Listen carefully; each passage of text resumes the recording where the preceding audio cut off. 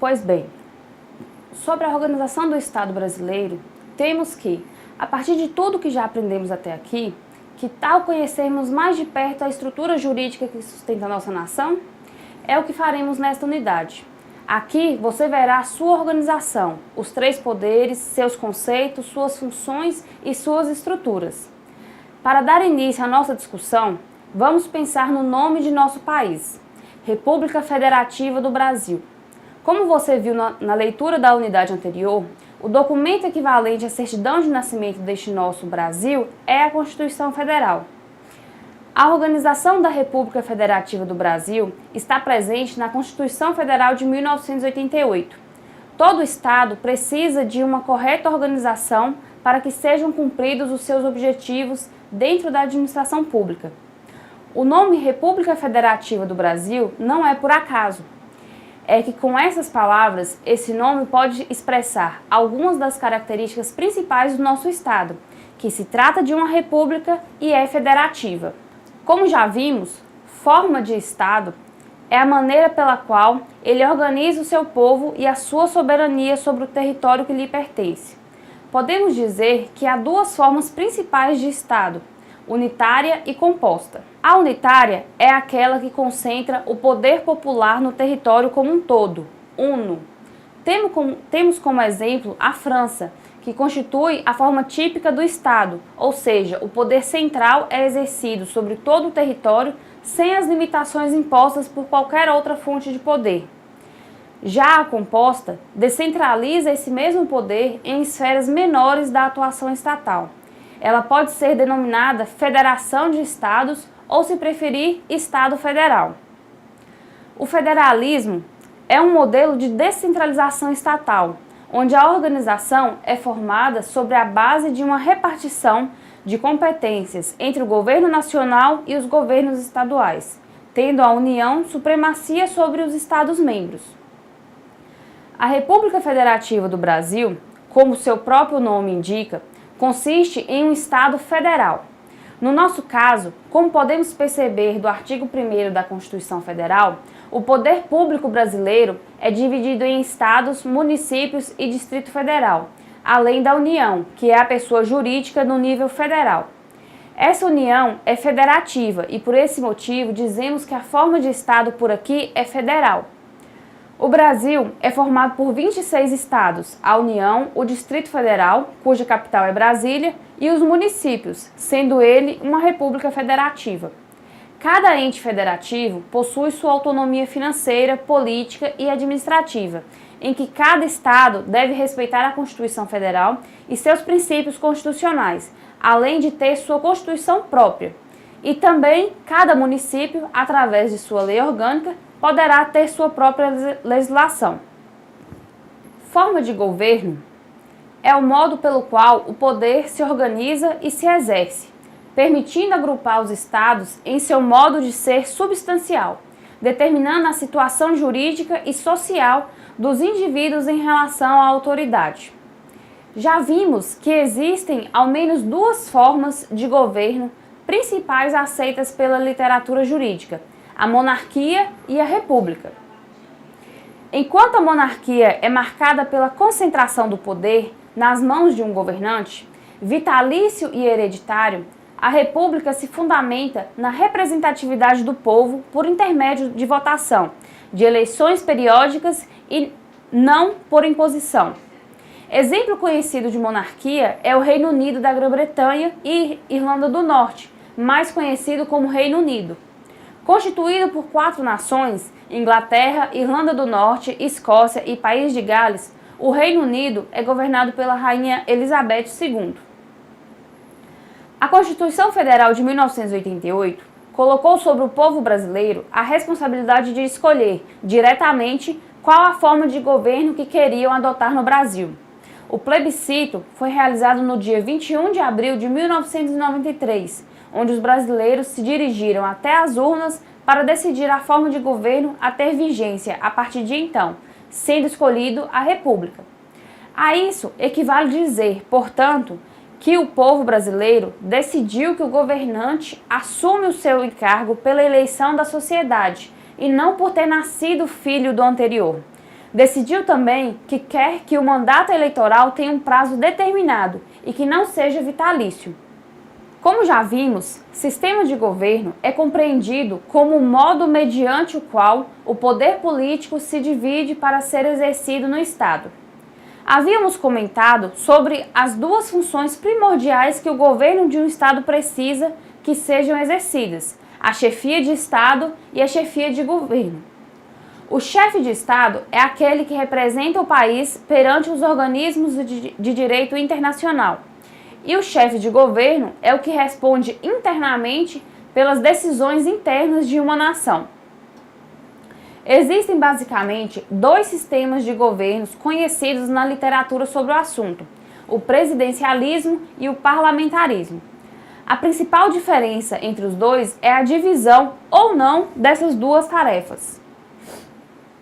O presidencialismo é, portanto, o sistema de governo que concentra em uma mesma pessoa as funções de chefia de Estado e de chefia de governo. O parlamentarismo, por sua vez, atribui a chefia de Estado a uma pessoa e a chefia de governo a outra pessoa, esta última chamada de primeiro-ministro, como é o caso do já mencionado Reino Unido da Grã-Bretanha, cuja monarquia constitucional deposita a chefia de governo na figura do seu primeiro-ministro. Através do plebiscito do dia 21 de abril de 1993, o povo brasileiro decidiu também pelo sistema de governo a viger no Brasil, definindo que por aqui continuaria a vigorar o sistema presidencialista, sendo, por isso, que conhecemos o nosso presidente da República como aquela pessoa que, internamente, decide as questões administrativas brasileiras e internacionalmente representa a nossa nação perante os demais estados e organismos internacionais. A organização do Estado é formada pelos três poderes: poder legislativo, poder judiciário e poder executivo, adotando a teoria da tripartição dos poderes. Podemos ver nos próximos slides um pouco da estrutura dos poderes do Brasil. Na unidade 2, havíamos falado sobre os poderes e as funções do Estado. Todo poder emana do povo. Nesse sentido, podemos dizer seguramente que só existe um poder no Estado brasileiro. Mas a expressão poder também pode ser utilizada para designar sua divisão relativamente às três funções do Estado: fazer as leis, julgar os conflitos e administrar a coisa pública, legislar, julgar e administrar. A atividade que compreende a criação de leis é chamada atividade legislativa. Você também pode usar a palavra legiferante. Com isso se diz atividade legiferante. No Brasil, a atividade legislativa é exercida em estruturas levemente diferentes na União, nos estados, nos municípios e no Distrito Federal. O poder legislativo na esfera federal é realizado pelo Congresso Nacional.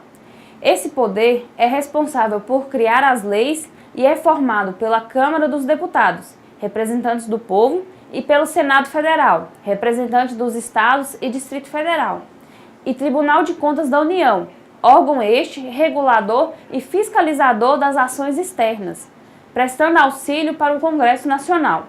A Câmara dos Deputados é composta por representantes do povo chamados deputados federais. O critério de eleição, entretanto, é o chamado sistema proporcional.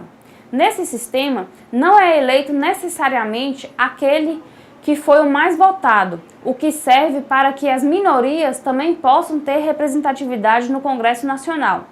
A eleição de deputados federais, estaduais, distritais e de vereadores depende dos votos conquistados por um partido ou por uma coligação, e não somente pelos candidatos em si.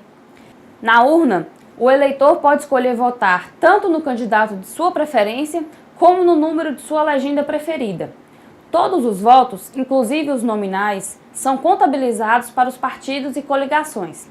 Para saber quantas cadeiras cada partido ou coligação terá direito, é preciso calcular dois números: o quociente eleitoral e o quociente partidário. O quociente eleitoral é a divisão do número de votos válidos pelo total de cadeiras que deverão ser preenchidas. Como na Câmara dos Deputados cada estado da federação conta com um número específico de vagas, é preciso calcular um quociente eleitoral para cada região. Para esta conta, não são levados em consideração os votos nulos e brancos. Depois disso, é necessário definir o quociente partidário para saber quantas cadeiras ficarão para cada partido ou coligação. Neste cálculo, o número de votos recebido por cada partido ou coligação é dividido pelo quociente eleitoral. Apenas após a definição do quociente partidário, as vagas conquistadas por cada partido ou coligação são distribuídas entre seus candidatos mais bem votados. O número de deputados é estabelecido por lei complementar e atualmente é de 513 deputados federais. A Câmara dos Deputados tem como função, além de representar o povo, discutir sobre os assuntos nacionais e legislar sobre eles, fazendo a fiscalização dos recursos públicos. O Senado Federal é composto por 81 senadores. Cada estado e o Distrito Federal têm o direito de eleger 3 deles para um mandato de 8 anos, sendo primeiro eleito 1 e 4 anos depois são eleitos outros 2, permitindo uma alternância maior. Constitucionalmente, a função dos senadores é representar os estados e o Distrito Federal. O Congresso Nacional elabora as leis e realiza a fiscalização financeira, contábil, operacional, patrimonial e orçamentária da União e entidades ligadas à administração direta e indireta. O Poder Legislativo Federal é organizado em 2 casas, Câmara Baixa, que é a Câmara dos Deputados, e Câmara Alta, que é o Senado. O objetivo é que uma casa realize o trâmite e discussões das matérias e a outra casa melhore e revise os trabalhos e vice-versa. Assim, as 2 casas poderão contribuir para a elaboração das normas jurídicas. Já na esfera estadual, o Poder Legislativo é unicameral. Isso significa que somente há uma casa para o desenvolvimento da atividade legislativa em cada estado. Tais casas são chamadas Assembleias Legislativas. Elas são compostas por deputados estaduais e têm seu número definido pela legislação de cada estado. Eles são eleitos para um mandato de 4 anos e desenvolvem também a mesma função dos deputados federais, produzir as leis que governam os cidadãos. Na esfera municipal, o Poder Legislativo também é unicameral. A diferença está principalmente nos nomes. Enquanto a Casa Legislativa nos estados é chamada de Assembleia Legislativa, nos municípios ela é chamada de Câmara de Vereadores. Os vereadores são representantes do povo eleitos em cada município para um mandato de 4 anos e têm seu número definido por legislações próprias. O Distrito Federal é um caso à parte, pois possui algumas diferenças em relação aos demais membros da federação, já que conjuga aspectos de estados com características próprias dos municípios. Dada essa confluência de características, o nome da Casa de Leis do Distrito Federal é Câmara Legislativa, mesclando Câmara, palavra relativa aos vereadores, com Legislativa, palavra relativa aos deputados estaduais. A sua função também é legislar. O mandato é igualmente de 4 anos e a forma de eleição obedece ao sistema proporcional de que já falamos. O Poder Judiciário tem a função precípua de interpretar e aplicar a lei nos dissídios surgidos entre os cidadãos ou entre os cidadãos e o Estado. Em síntese, declara o direito. Na unidade 2, havíamos falado sobre os poderes e as funções do Estado. Por essa razão, você já sabe que ao Poder Judiciário cabe a solução de conflitos por intermédio de soluções jurídicas. Imagine você que a lei já tenha sido formulada pelo Poder Legislativo, mas, por qualquer razão, alguém não a obedeça e, por esse motivo, acabe por violar o direito de alguma pessoa. Devemos salientar que as medidas adotadas pelo Poder Judiciário para resolver os conflitos não se fundamentam somente nas leis. A ele cabe uma função que transcende a aplicação da lei a cada caso, ou mais que isso, podemos dizer que ao Judiciário cabe aplicar a justiça, o direito, para solucionar um determinado conflito. É que às vezes a própria lei fere os conceitos que atribuímos à noção de justiça quando, por exemplo, ela tiver sido formulada em desacordo com a Constituição Federal. Quando eventualmente ocorrem casos como esses, o magistrado tem ampla liberdade de desviar-se da lei para fazer com que seja realmente aplicada a justiça, por meio de um processo de interpretação. O Poder Judiciário não pode se recusar a julgar um litígio que lhe for apresentado. Todas as pessoas que necessitem da interferência do Estado para a resolução de um conflito jurídico podem buscar auxílio ao Poder Judiciário. O Judiciário tem o poder de julgar e garantir o cumprimento das leis, promovendo a paz social. Ele tem uma estrutura singular e existe uma hierarquia dos seus órgãos, nomeados de instâncias. A primeira instância é representada pelo órgão que irá realizar o julgamento da ação inicialmente. Se caso as partes envolvidas no processo recorrerem aos resultados da ação anterior, o processo será submetido a uma instância superior, mas há casos em que a ação já poderá ser submetida a essa instância. Várias são as instâncias do Poder Judiciário e começaremos a falar pelo topo. O Supremo Tribunal Federal é responsável por julgar os casos referentes à violação da Constituição Federal. Ele é composto por 11 ministros, aprovados pelo Senado e nomeados pelo Presidente da República, com notável saber jurídico. Ao Poder Judiciário, além da solução de conflitos concretos, cabe o chamado controle de constitucionalidade. Sobre ele, nós já tratamos um pouco na unidade 3, ao dispor sobre o controle de constitucionalidade preventivo, ou seja, aquele filtro que é feito para que as leis, antes de serem formuladas, fiquem em conformidade com a Constituição, e o controle repressivo de constitucionalidade, que é realizado no intuito de reprimir a existência de leis que eventualmente tenham sido editadas de forma contrária à Constituição Federal. Aqui aprofundaremos um pouco mais. O controle repressivo pode ser realizado de duas formas: difuso e concentrado. O difuso, qualquer juiz ou tribunal pode declarar uma lei inconstitucional, desde que haja um caso concreto e a inconstitucionalidade seja matéria incidental. A inconstitucionalidade não é a matéria principal do processo, é de uma questão prejudicial. Em regra, os tribunais só podem declarar uma lei inconstitucional pela maioria absoluta de seus membros ou dos membros do respectivo órgão especial.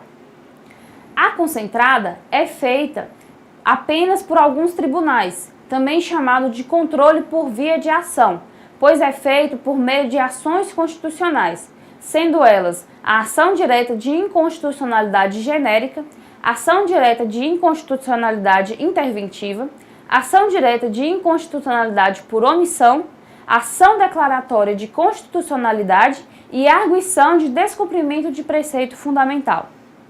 Assim, no primeiro caso, o que fazem os magistrados é somente definir se uma norma jurídica invocada naquele processo é constitucional ou não.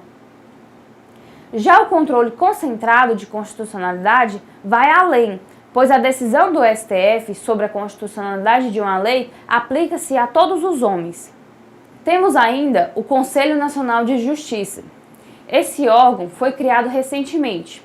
Decorre de uma emenda à Constituição que o criou para atuar no controle da atividade administrativa dos demais órgãos do Poder Judiciário. Além disso, é responsável também pelo controle da atividade financeira e da atuação dos magistrados no que toca às responsabilidades decorrentes de sua função. O Superior Tribunal de Justiça cuida da guarda da uniformidade da interpretação das leis federais, harmonizando as decisões dos tribunais regionais federais e dos tribunais estaduais de segunda instância. Também aprecia recursos especiais cabíveis quando contrariadas leis federais. Tem, no mínimo, 33 ministros, nomeados pelo Presidente da República após aprovação no Senado.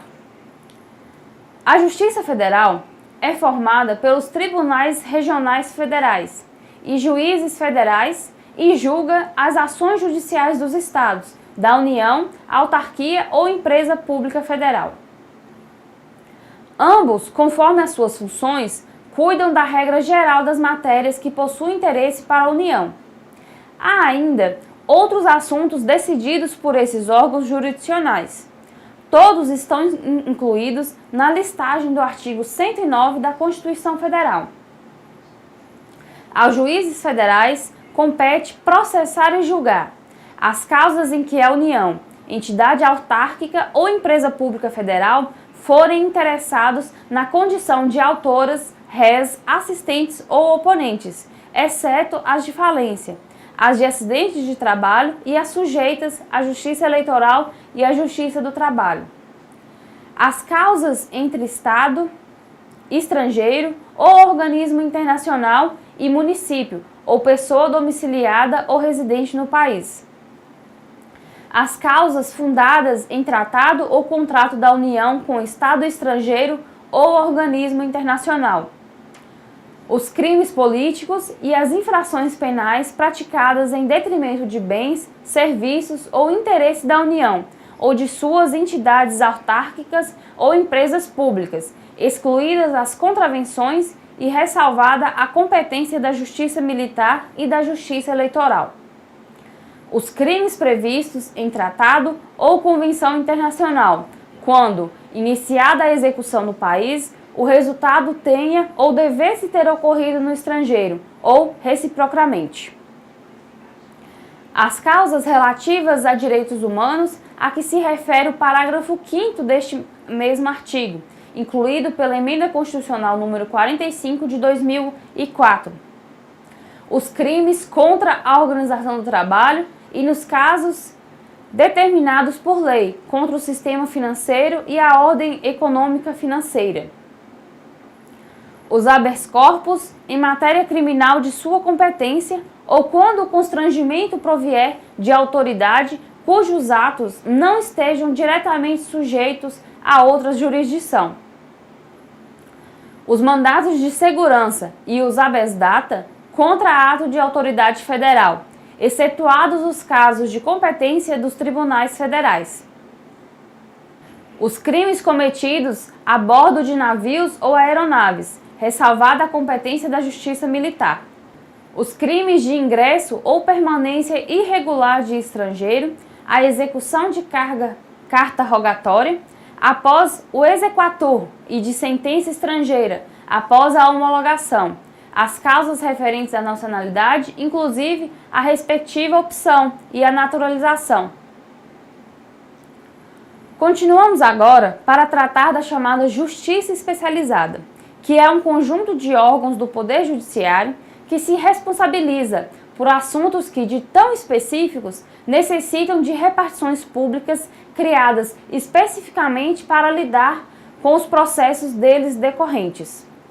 A Justiça do Trabalho é formada pelo Tribunal Superior do Trabalho, os Tribunais Regionais do Trabalho e os Juízes do Trabalho, e realiza o julgamento dos processos trabalhistas, ou seja, processos em que as partes litigam sobre assuntos decorrentes das relações de trabalho e de emprego.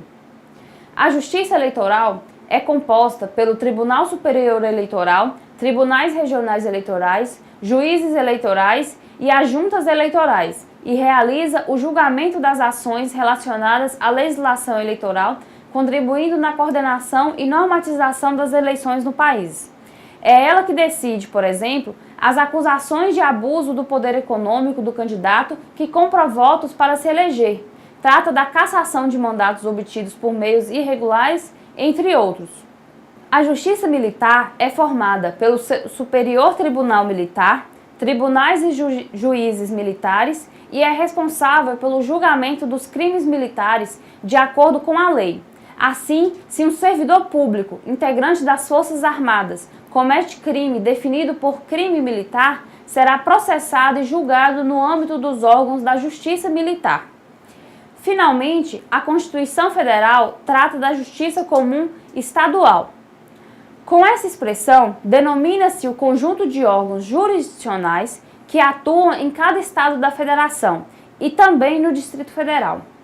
A Justiça Estadual é formada por Tribunal de Justiça e os juízes estaduais, tendo as suas atribuições definidas na Constituição Federal e na Lei de Organização Judiciária de cada estado, sendo responsáveis por julgar ações comuns que não dizem respeito às justiças federais.